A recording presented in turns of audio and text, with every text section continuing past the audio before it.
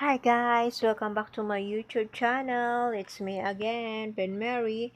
Today's videos guys is all about tutorials tayo.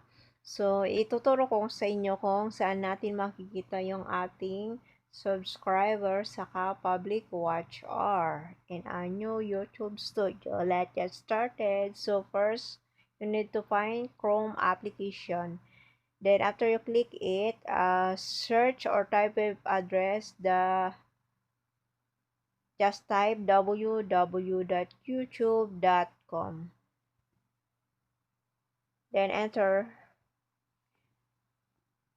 After you enter, you will see in the right upper corner the three dots. Just click it. Then this top side, just check inside the triangle.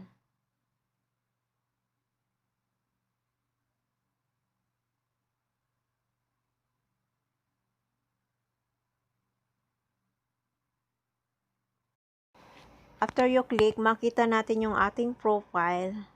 Then maka-encounter kayo ng ganyan, just click allow. Then go back to profile picture. Then find the YouTube studio. Then click it.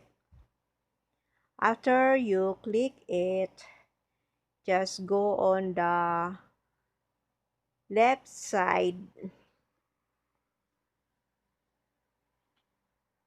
and you will see there the profile picture, your videos. Then you will find there analytics, videos, library, and many more. A dollar sign there, the second. Then just click it, which is monetization. Then after you click it, makikita natin yung kung ilan yung ating subscriber.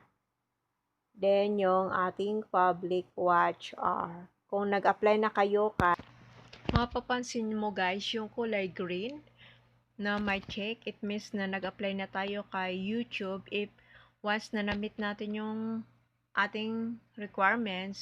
So, mag-send siya ng letter sa ating email accounts. So, that's it for today guys. Sana may natutunan po kayo sa araw na ito.